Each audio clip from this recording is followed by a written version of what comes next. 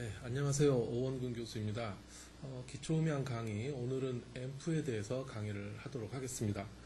앰프는 원래는 이 앰플리파이어라는 말이 원래 단어인데요. 거기서 이제 여기 앞 글자 AMP만 따서 보통 우리가 앰프라고 얘기를 합니다. 정식 명칭은 앰플리파이어고요. 하는 일은 그 증폭을 해주는 작용이에요. 그러니까 작은 신호를 크게 만들어주는, 그러니까 이런 작은 신호가 있을 때 이걸 앰프를 통과하게 되면 이게 큰 신호로 바뀌는 이런 역할을 해주는 것이 앰프입니다. 지금 여기 이제 나와 있는 사진은 제가 지금 설치되어 있는 앰프인데요. 보면 별로 이렇게 사람이 조작할 부분은 별로 없어요. 이렇게 뭐 스위치라든가 기본적인 게인 조절, 그리고 몇 개의 이제 상태를 나타내주는 LED, 이런 식으로 앰프는 사실 우리가 한번 설치해 놓으면 그렇게 조작할 일이 많지 않은 그런 이제 음향 장비 중에 하나입니다. 자, 앰프에 대해서 자세한 내용 그럼 공부를 해보도록 하겠습니다. 자, 오디오 앰프란 뭔지 먼저 알아보죠. 자, 먼저 이 앰프라는 거는 좀 전에도 말씀드렸지만 마이크라든가 CD라든가 DVD라든가 뭐 MP3 이런 뭐 요즘에는 뭐 컴퓨터, 전자악기 이런 것 등에서 출력되는 음향 신호의 전압을, 이게 사실 전압이 되게 약해요. 이런 장치에서 바로 나오는 전압은요, 신호가요. 이걸 스피커 구동이 가능할 정도의 전압으로 증폭해주는 장치를 보고 이제 앰프라고 얘기를 합니다. 그래서 우리가 뭐 한글로는 앰프라고도 하고 영어로는 앰플리파이어 정식 명칭이죠. 그리고 AMP하고 점을 찍고 또 뭐 오디오 앰플리파이어 이런 용어들로 불리고 있습니다. 근데 이 앰프는요, 그 프리앰프하고 메인 앰프라는 두 가지 앰프가 오디오에서는 사용이 됩니다. 이게 뭐냐면 우리가 음향 신호를 증폭을 할 때 한 번에 스피커를 구동시킬 정도로 한 번에 증폭하기가 힘들어요. 그래서 음향 신호는요, 음향 시스템에서 항상 2단으로 증폭을 합니다. 그래서 첫 번째 1차로 증폭해주는 앰프를 보고 프리앰프라고 얘기를 하고, 2차로 증폭해주는 앰프 보고 파워 앰프 또는 메인 앰프 이런 용어를 사용을 하고 있습니다. 그래서 오디오 시스템에서는 항상 프리앰프와 메인 앰프 두 가지가 시스템 안에 존재한다. 이렇게 이제 알아두시면 되겠습니다.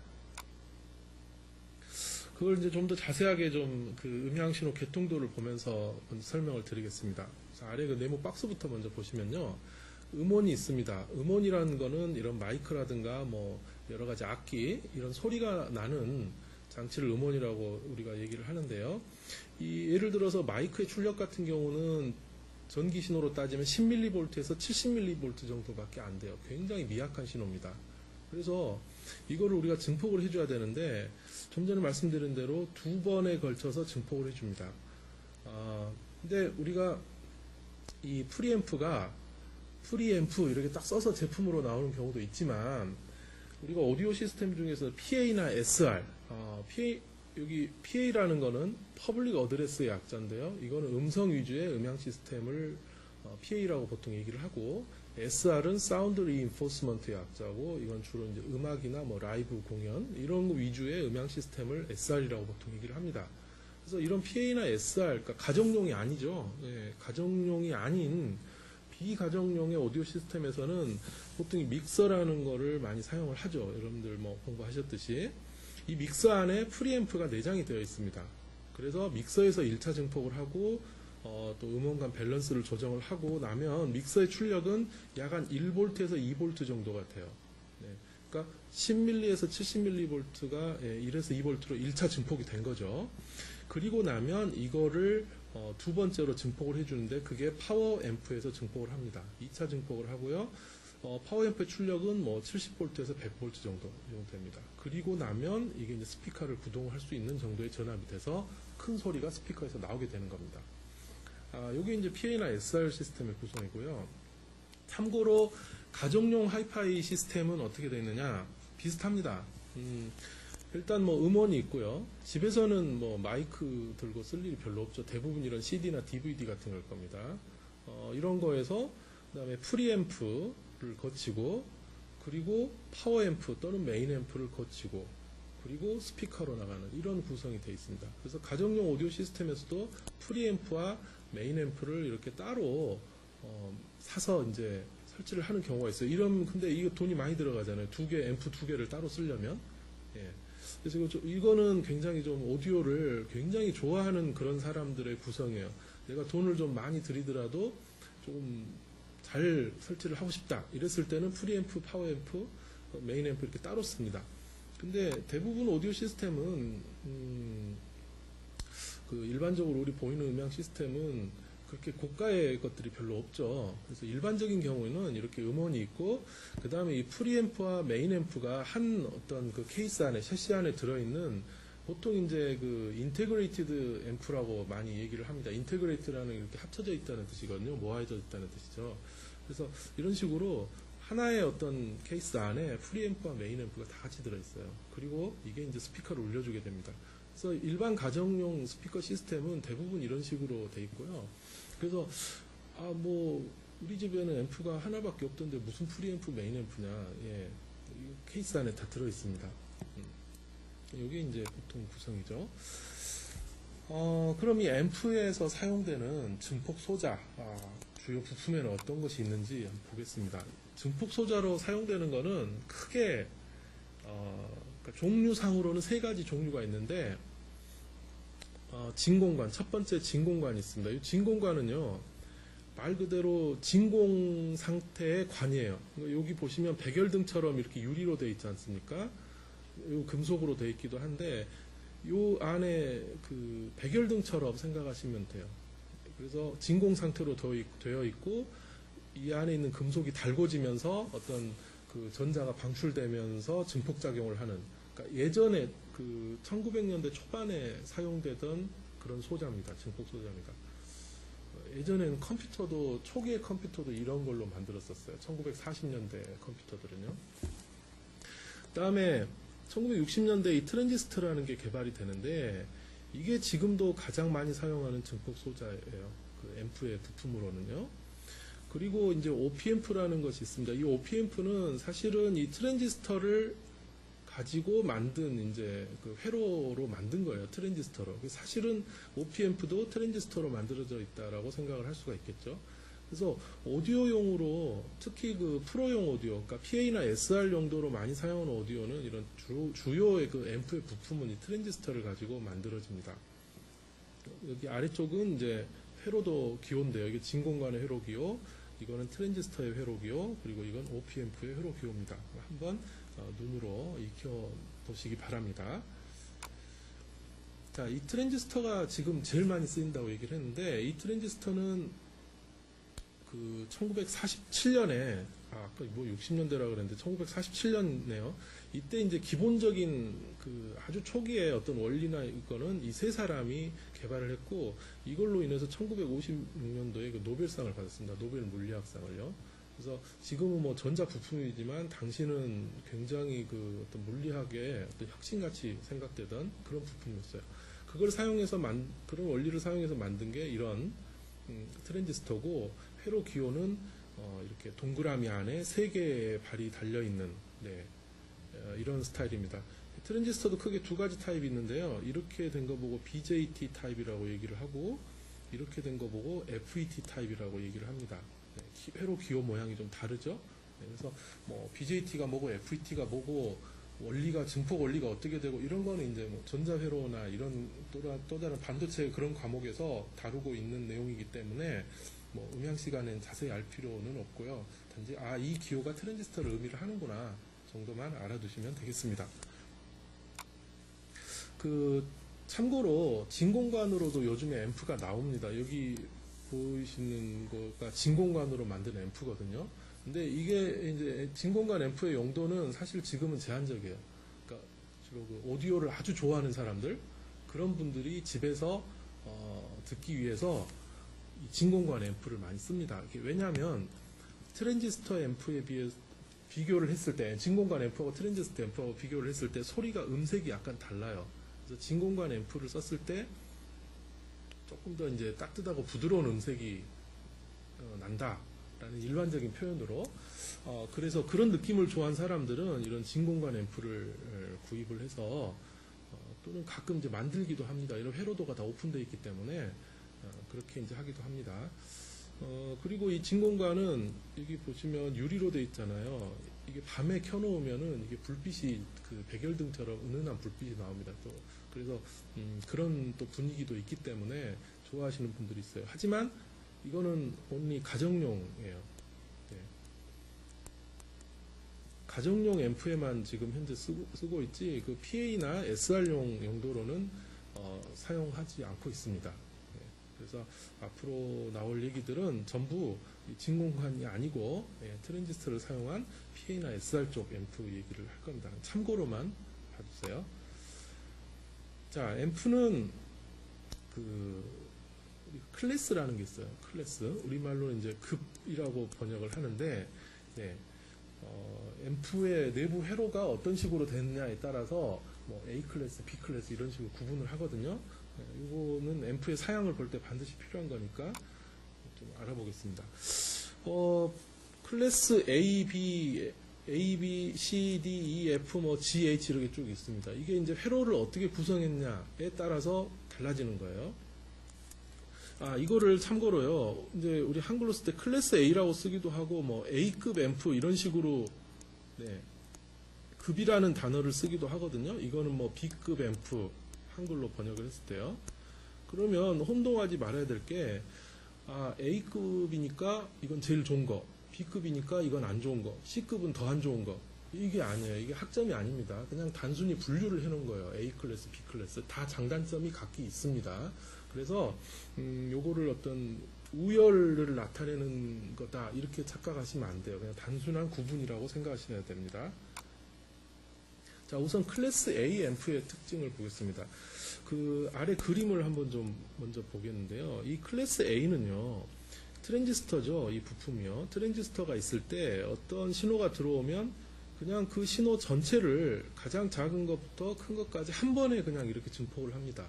그러니까 이 부품 하나로 전체 파형, 가장 최소값부터 최대값까지 전체 파형을 한 번에 증폭을 하는 이런 식으로 회로가 구성이 되어 있어요. 그래서 이거는 파형 전체를 한 번에 증폭하고 왜곡이 그래서 별로 적은 편이에요. 그 대신에 효율이 좀 낮습니다. 약 50% 정도의 효율을 가지고 있어요.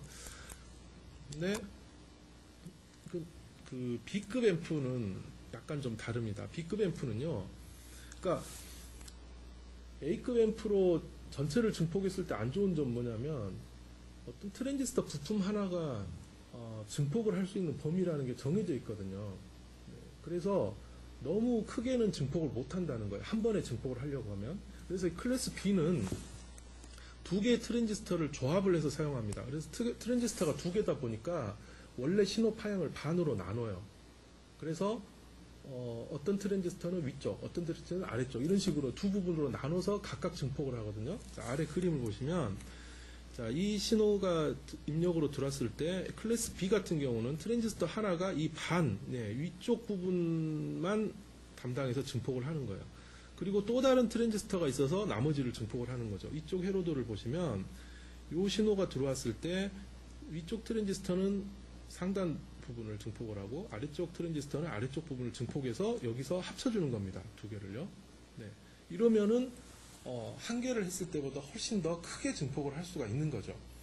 이렇게 두 개의 트랜지스터가 합성이 돼가지고 하나는 밀어주고 하나는 끌어주고 이런 느낌이죠. 그래서 이걸 영어로도 이거를 푸시풀이라는 용어를 씁니다. 푸시풀.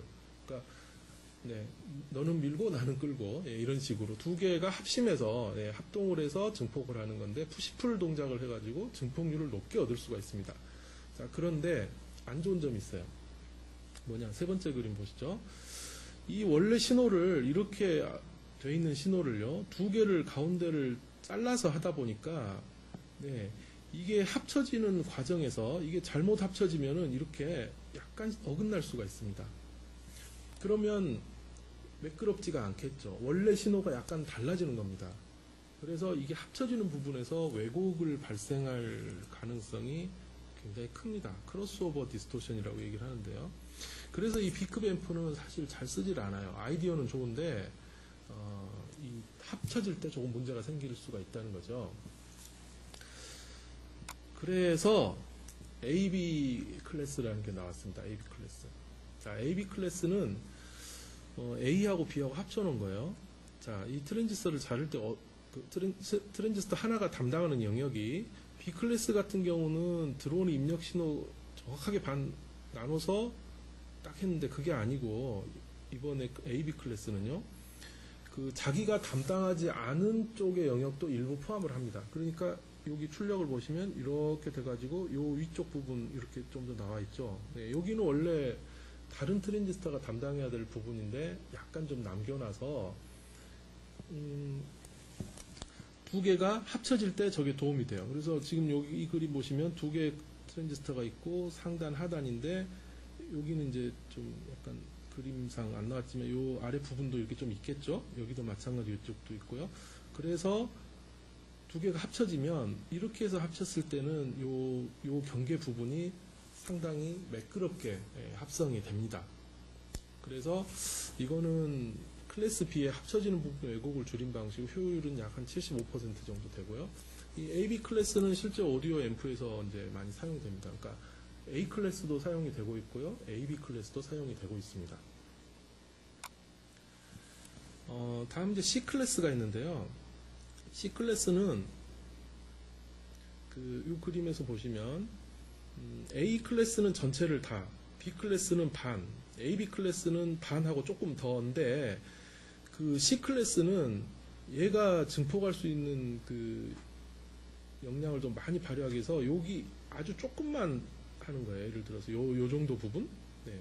아니면 뭐 끝에 뭐 요 정도 부분, 네. 그러니까 전체 신호의 아주 일부만을 증폭을 하는 거죠. 그러면 굉장히 그 신호 부분만은 굉장히 크게 증폭을 할 수가 있겠죠. 그래서 50% 이하의 신호만 증폭을 해서 아주 효율이 높다. 최대 90%인데 이게 이제 문제가 왜곡이 심하겠죠. 네, B 클래스도 합성될 때 왜곡이 심했는데 C는 더 작게 자르니까 더 그러겠죠. 왜곡이 심해서 오디오용으로 쓰지 않고 RF 전송할 때 주로 사용을 한다. 라고 되어 있습니다. 오디오는 잘 쓰지 않고요. 그 다음에 D 클래스가 있는데 이건 이제 요즘 그 앰프에서 많이 쓰는 방식 중에 하나입니다. PA용 앰프에서요. 자, 이거는 신호의 크기를 펄스로 변환합니다. 자, 이게 오른쪽 그림 보시면 이렇게 부드러운 사인파가 있는데 이게 원래 신호예요. 그럼 이거를 이 사각형 펄스로 바꿉니다. 그러니까 신호의 레벨이 낮은 곳에서는 펄스의 폭이 좁고 신호의 레벨이 높은 곳에서는 펄스의 폭이 넓은 이런 형태의 펄스로 바꿔가지고 이 펄스 자체를 증폭을 하는 거예요.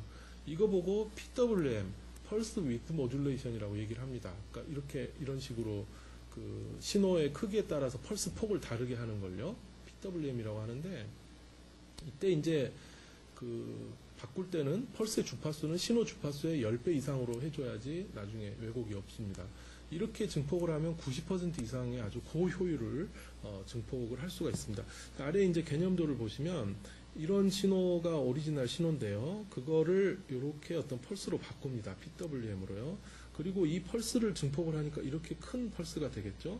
그리고 이걸 다시 아날로그 신호로 바꾸는 겁니다. 이런 과정을 거치게 되면은 효율도 높고 또 이 펄스를 굉장히 잘 주파수를 높게 해가지고 정밀하게 PWM 변화를 했을 때는 여기 뭐 파형이 달라지거나 하는 것도 별로 없어요. 그래서 요즘 최근 나오는 SR이나 PA용 앰프들은 요 D 클래스를 많이 사용을 하고 있습니다. 그리고 이제 그 G 클래스, H 클래스 이런 이름을 붙여서 나온 요즘 앰프들도 있는데 이거는 이제 기본적으로 그 AB급의 변형이라고 할 수가 있고요. 그 AB급에서 어떤 그 신호를 반하고 조금 더 이렇게 나눴던 거를 그거를 좀 더 여러 단계로 이제 나눈 것이다 라고 생각하면 되겠습니다. 그리고 이거는 지금 교과서나 어떤 공인된 얘기일 수도 있지만 자기네 회사에서 이렇게 우리 거는 G 클래스다, H 클래스다 이렇게 이름 붙여서 나오는 경우들도 있거든요. 그래서 참고로 최근에 이제 동향이다라고 알아두시면 되겠습니다. G는 이제 레벨이 낮은 신호와 큰 신호를 별도로 증폭하고 H는 그보다 좀 더 자세하게 입력 신호를 추정하도록 해서 그 입력 신호를 따라가면서 증폭하는 그런 구성이다라고 생각하시면 되겠고요. 효율은 AB하고 D의 중간 정도 된다라고 말씀드리겠습니다. 그래서 여러분들 공부하시면서 각 클래스에 따른 특징하고 어떤 식의 원리를 가지고 동작하는가 하는 거는 외워두셔야 됩니다. 자, 앰프의 사양 보는 법에 대해서 말씀드리겠습니다. 그러니까 앰프를 내가 구입을 하고 싶다. 또는 어떤 오디오 장비 안에는 무조건 앰프가 들어있고요. 또 그 사양표라는 게 이제 우리가 보게 되죠. 그러면 이 사양표를 보고 나한테 맞는 앰프인가 아닌가 하는 걸 이제 판단을 할 수가 있어야 됩니다. 그래서 사양 보는 법에 대해서 말씀드릴게요.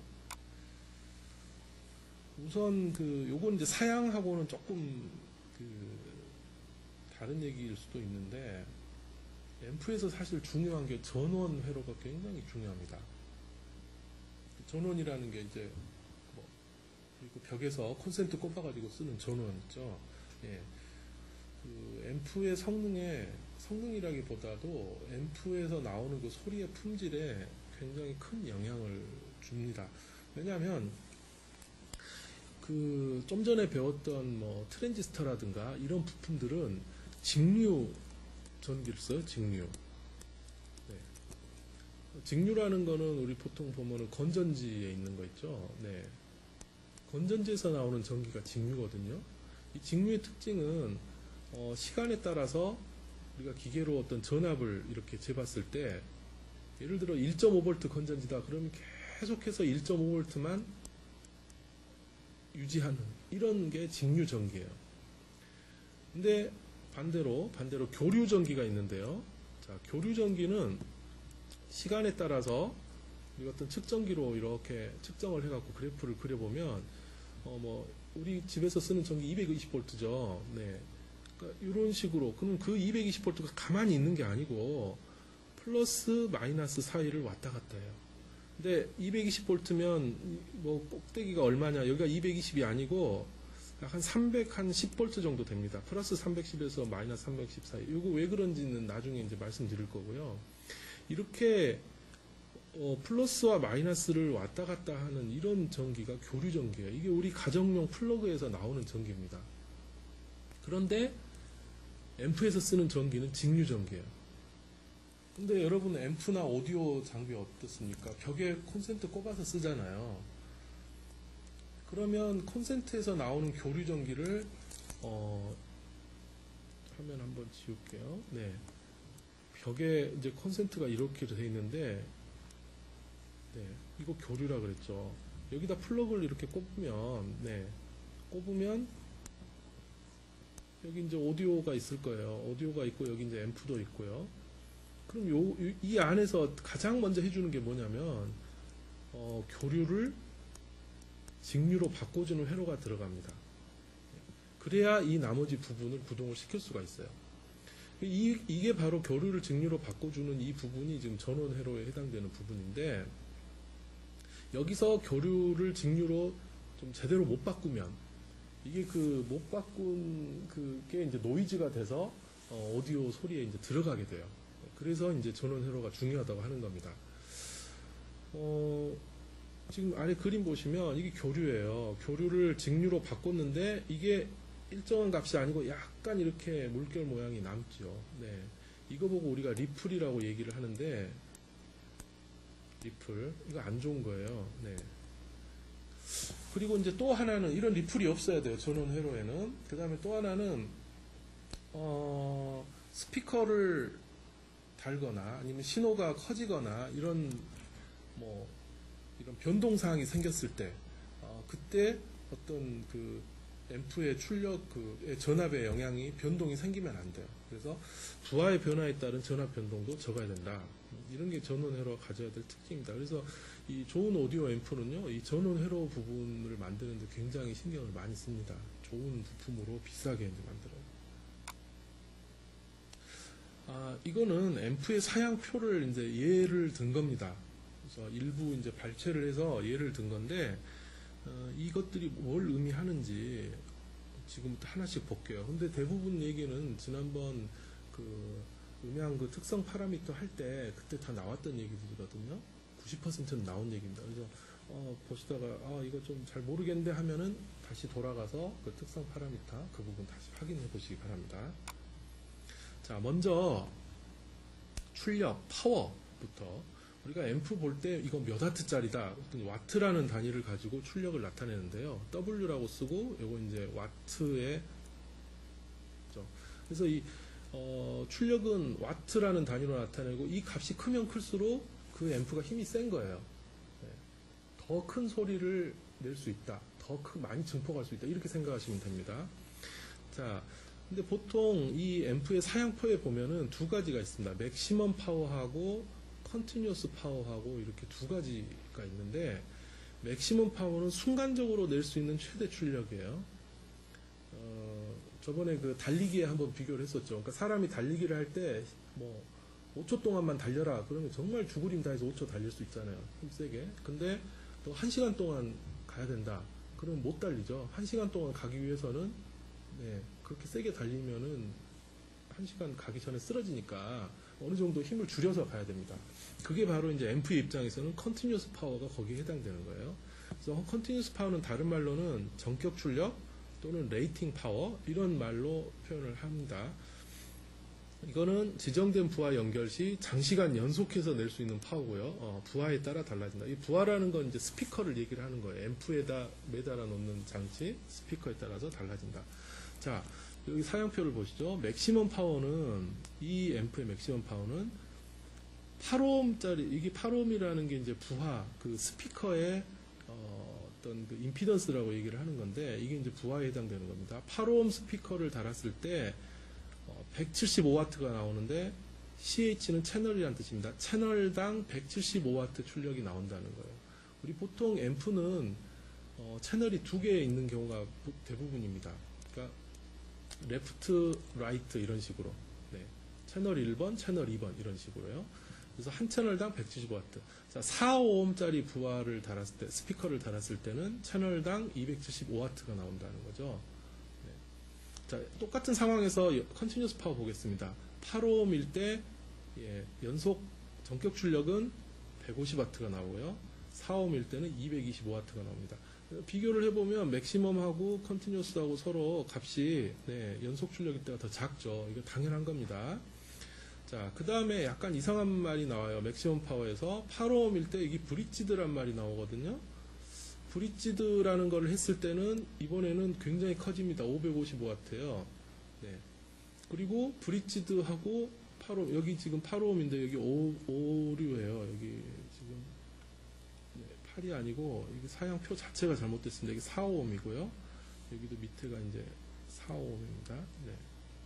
수정해 주세요. 브릿지드라는 걸 해가지고 4ohm일 때는 800W. 연속 출력일 때도 마찬가지예요. 브릿지드 8ohm인데 450W, 브릿지드 4ohm인데 560W. 뭔지 모르겠는데 브릿지드라는 걸 하니까 굉장히 파워가 커졌죠. 그게 이제 뭔지 보죠. 자, 브릿지 접속이라는 게 있어요. 앰프에서. 이거는 파워 앰프에 내장된 두 개의 채널을 묶어가지고 하나의 앰프처럼 사용하는 방법이 브릿지 접속이에요. 이렇게 하면 여기 좀 가렸는데요. 2배에서 3배 정도의 출력이 가능합니다. 그러니까 연결을 하는 거는 이렇게 돼요. 앰프가 있을 때 이쪽 채널 하나, 이쪽 채널 하나가 있는데 이거를 그냥 스피커 하나에다가 연결을 해버린 거예요. 원래는 이게 어떻게 했냐면 여기 플러스 마이너스 이렇게 돼서 스피커 하나, 또 이쪽에 이렇게 플러스 마이너스에서 스피커 하나, 이렇게 두 개의 스피커를 다른 거거든요. 근데 그렇게 하지 않고 한 개로 한 거예요. 그렇게 하지 않고 이쪽에 플러스 단자, 이쪽 플러스 단자에서 이렇게 연결, 스피커 한 개에다가 이러니 당연히 힘이 세질 수밖에 없겠죠. 자, 아래는 그 실제 이제 앰프 뒷판인데요. 그 뒷판 이제 연결을 하는 겁니다. 지금 여기 빨간색과 검정색 단자, 또 빨간색과 검정색 단자, 이게 채널 이게 1번 채널, 이게 2번 채널인데 원래는 1번 채널에 하나 이렇게 해야 되는데 그게 아니고 지금 여기 노란색으로 보시죠. 여기 빨간색끼리 이렇게 해가지고 스피커 하나에다 연결을 한 거예요. 이게 브릿지 접속한 겁니다. 근데 여기서 알아두셔야 될 거는 이 브릿지 접속은 모든 앰프가 다 지원을 하는 건 아니에요.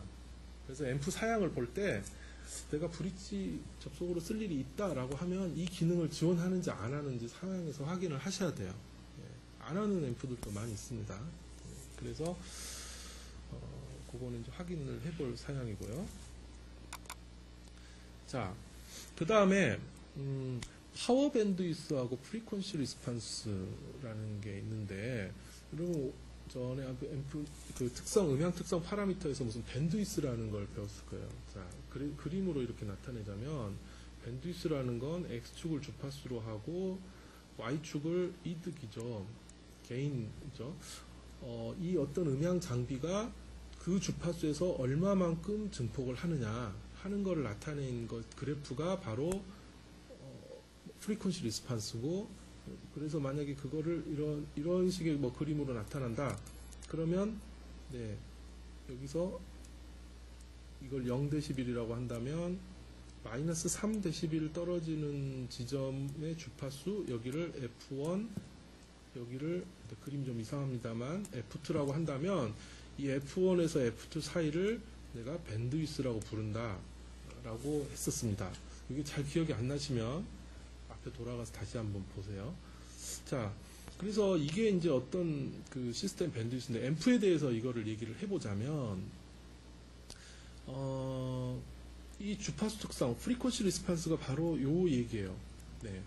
그런데 우리 앰프에서는 프리퀀시 리스판스라고 한다면 1W 출력을 내도록 앰프를 세팅을 해놨을 때 이 대역폭을 측정한 게 이 프리퀀시 리스판스예요. 그런데 1W는 좀 약하잖아요. 그래서 좀 더 실용적으로 최대 출력의 50% 파워가 나도록, 뭐 아까 거 같은 경우 뭐 300W가 최대 낼 수 있다. 그러면 150W를 낼 수 있게 세팅을 해놓고 측정을 해봤어요. 주파수 대역폭. 그러면 이거하고 좀 모양이 달라집니다. 대부분 이보다 더 좁아져요. 밴드위스가 이렇게 50% 출력해놓고 한다면. 네. 그래서 그때의 대역폭을 우리가 파워 밴드위스라고 얘기를 한다는 겁니다. 자, 그래서 파워 밴드위스는요 20Hz에서 70kHz까지, 네, 마이너스 3dB 기준으로 했을 때 그렇고, 자, 프리퀀시 리스판스는 10Hz에서 70kHz까지다. 네, 약간 범위가 좀 다르죠. 파워 밴드위스와 주파수 프리퀀시 리스판스 조금 수치가 달라집니다. 그 다음에 THD가 뭐의 약자였죠? 한번 생각해 보세요. THD, Total Harmonic Distortion. 네. 그러니까 하모닉스가 생기면서 생기는 디스토션을 토탈 다 합친 거다라는 그런 뜻이죠. Total Harmonic Distortion. 얘는 앰프의 경우는 1% 이내 정도가 돼야 허용치입니다. 우리 앰프는 보니까 여기 그냥 THD라고 안 돼 있고 디스토션이라고 돼 있죠. 네. 그 용어들을 이게 무슨 법으로 정해놓은 것도 아니고 디스토션은 무조건 THD라고 써야 된다 이건 아니거든요. 그래서 자기네 회사마다 조금씩 그 다른 용어를 이제 쓰기도 합니다. 이건 눈치껏 잘 봐야 돼요. 그래서 자, 이 디스토션, 네, THD를 의미를 하는 겁니다. 이거는 0.025%보다 작다. 8ohm일 때, 4ohm일 때는 0.05%보다 작다. 네, 이렇게 볼 수 있습니다. 그래서 디스토션은 이 정도 값이니까 충분히 괜찮은 그런 앰프가 되는 거고요. 그럼 잘 보시면요, 아까 잘 그 기억을 하실지 모르겠는데 8ohm보다 4ohm을 연결했을 때 와트 수가 더 많이 나왔거든요. 근데 그 대신에 디스토션이 조금 더 커지죠.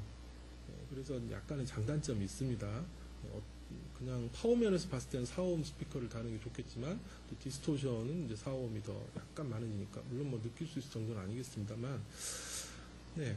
그리고요, 두 번째 시그널 투 노이즈 레이쇼 SNB는 PA앰프 경우는 이제 60dB 이상 뭐 돼야 된다는 게 허용치인데, 자, 여기는 풀어서 써놨죠. 시그널 투 노이즈 레이쇼가 104dB 이하다, 빌로우 이하인데, 레이티드 파워, 이건 전격 출력이라는 거죠. 네.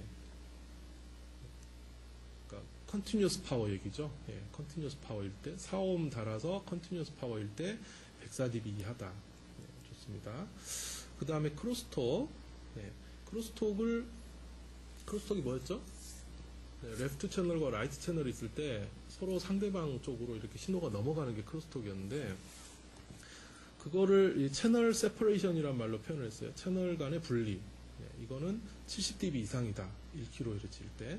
네, 이런 식으로 조금씩 다른 용어를 사용을 할 수도 있습니다. 그 다음에 스피커에서 댐핑 팩터라는 게 있는데 이거 꽤 중요한 거예요. 이 댐핑 팩터는 뭐냐면 자, 앰프로 들어온 신호가 탁 멈춰요. 멈추면 앰프에서는 안 나가겠죠, 소리가. 자, 그런데 스피커에서 앰프에 달려있는 스피커는요, 얘는 그 기계 부품이어 가지고 이 안에서 움직이는 이런 게 있어요. 우리 눈에는 잘 보이지는 않지만 스피커는 안에서 이렇게 막 미세하게 진동을 하거든요. 그 진동이 관성 때문에 신호가 멈췄어도 바로 멈추지를 않아요. 약간 이렇게 약간 조금 더 떨다가 다 멈추거든요. 그게 이제 그 스피커에 불필요한 진동이 생기는 건데 그러면 그게 사실 소리가 돼서 우리한테 들리는 거예요. 그래서 이거는 이 진동을 앰프에서 잡아줘야 되는데 그거를 잘 얼마나 해줄 수 있느냐라는 게 댐핑 팩터입니다. 그래서 이 댐핑 팩터 값이 클수록 스피커에 불필요한 진동이 없어진다라고 생각할 수 있고요. 이 댐핑 팩터의 식은 DF라고 표현했는데 이거는 Z0분의 ZL. 이 Z0라는 건 앰프의 출력 임피던스 값이고 ZL은 스피커의 임피던스 값입니다. 그래서 이 임피던스가 뭐냐라는 건 이제 뭐 전기 에서 이제 나오는 건데 그 나중에 이제 자세히 설명드리도록 하겠고 일단 이런 값들은 다 사양표에 나와 있어요. 네, 앰프 출력 임피던스가 얼마다, 스피커 임피던스 얼마다라는 거 스피커나 앰프의 사양에 나와 있으니까 그걸 보고 이제 알 수가 있을 겁니다. 자, 그 방금 말한 거의 개념도인데 이렇게 사인파가 들어가서 출력 신호가 탁 멈췄어요. 그러면 스피커도 여기서 소리가 멈춰야 되는데 스피커의 경우에 이렇게 진동을 하다가 이만큼이 이제 진동을 더하고 멈추게 되거든요. 그래서 이 불필요한 진동은 스피커의 자체에서 나온 진동인데 앰프에서 나오는 신호로 이걸 이제 못 움직이게 이제 해줄 수가 있습니다. 그래서 그걸 나타내는 게 댐핑 팩터고 250 이상이다. 400Hz에서 이렇게 이제 표시가 됩니다. 다음에 그 인풋 센시티비티, 네, 입력 감도입니다. 입력 감도는 최대 전격 출력을 내기 위해서 필요한 입력 전압이 몇 볼트냐라는 겁니다. 피해용 앰프의 경우에는 1.23V 또는 0.775V인데 이거는 우리가 보통 데시빌로 플러스 4dBu 또는 0dBu 이런 식으로 나타냅니다. 요 dBu에 대해서는 뒤에 이제 한 번에 이제 배울 거예요. 어쨌든 이 전압이 1.23V가 플러스 4dBu에 해당되고 0dBu는 0.775V에 해당된다. 이 정도 알면 될 겁니다. 그리고 이 값은 작을수록 감도가 더 높다라는 것을 의미를 합니다.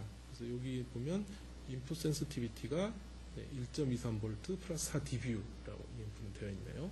네. 그 다음에 최대 입력 레벨이 있습니다. 맥시멈 인풋 레벨. 이거는 출력이 포화되는 입력 레벨이라고 했는데, 그러니까 입력으로 들어올 수 있는 최대 크기가 얼마냐라는 거예요. 입력으로. 그러니까 포화됐다는 거는 이제 더 이상 증폭이 안 되는 정도 수준이다라는 뜻이거든요. 자, 그래서 이 사양표를 보니까 맥시멈 인풋 레벨이 9.75V로 되어 있습니다. 그러니까 이 앰프의 입력으로는 9.75V 이상 들어오면 이거는 이제 신호가 찌그러지거나 더 증폭이 안 된다는 뜻이에요. 그래서 요 전압 이하로 와야 된다는 거죠. 이거는 플러스 22dBu에 해당이 됩니다. 계산해 보면 이게 맥시멈 인풋 레벨. 그 다음에 슬루 레이트라는 게 있습니다. 슬루 레이트는 그 앰프가 입력 신호 변화에 빠르게 반응하는 능력입니다. 그러니까 트랜지언트 상태가 얼마나 좋은가 하는 거죠. 그러니까 여기 보시면 앰프 입력 신호가 이게 입력이에요. 입력이 갑자기 확 변했어요. 이 지점에서 입력이 확 변하면 앰프의 출력도 여기에 따라서 이제 확 변해야 되는데 이게 이제 대부분의 앰프가 뭐 앰프뿐만 아니라 모든 시스템 마찬가지 이렇게 급격하게 변하는 거에 대해서는 출력이 약간 이렇게 어떤 시간을 두고 좀 변하게 돼 있지 바로 이렇게 딱 따라가지를 못해요. 요 비슷한 거를 우리 5장에서 저기 음향 파라미터 할 때 한번 나왔었죠. 과도 응답, 네, 과도 상태입니다. 트랜지스트 리스폰스. 그러니까 이렇게 확 변했을 때 출력이 뭐 이렇게 해갖고 따라가느냐, 아니면은 여기서 그냥 그래도 이렇게 탁 따라서 이렇게 가느냐, 이런 차이가 있을 겁니다. 그래서 마이크 같은 경우 이런 특성이 컨덴서 마이크가 이런 식으로 조금 더 빨리 따라가고 다이나믹 마이크나 리본 마이크는 그보다 좀 늦다라는 얘기를 했었죠. 그래서 이거는 앰프에서는 그걸 슬루 레이트라고 얘기를 합니다. 앰프가 입력 신호에 얼마나 빠르게 반응하느냐라는 거고, 그렇게 슬루 레이트 값이 좋다는 거는 높은 주파수 특성이 좋다라는 거 의미예요. 왜냐하면 높은 주파수라는 거는 빨리 변하는 신호는 높은 주파수 특성을 갖고 있거든요. 네. 빨리 변하는 신호는 주파수가 높아요. 이게 같은 의미입니다. 그래서 이 우리 앰프는 슬루 레이트가 40V, 1 마이크로 세컨드. 요거 이제 뮤는 마이크로고요. 요거는 10의 마이너스 6승을 얘기를 합니다. 10의 마이너스 6승 초에 40V 이상 올라갈 수 있다. 이런 의미예요. 그러니까 이런 식으로 표기를 합니다. 마이크로 세컨드당 몇 볼트로. 이게 이제 슬루 레이트입니다. 네. 이렇게 해서 앰프에 대해서 쭉 그 공부를 해봤습니다. 그 앰프란 게 뭐냐, 그리고 프리앰프, 파워앰프 뭐냐, 그리고 앰프의 여러 클래스들, 그리고 앰프의 사양, 이렇게 이제 공부를 했고요. 이 앰프라는 거는 우리가 음향 시스템에서 어떻게 보면 가장 중요한 역할을 하는 부품이 아니라 시스템이죠. 예, 그런 장치라고도 할 수가 있습니다. 그래서 한번 다시 클래스 부분과 사양표 잘 한번 복습을 하시기 바랍니다. 네, 오늘 강의 여기서 마치겠습니다. 수고했습니다.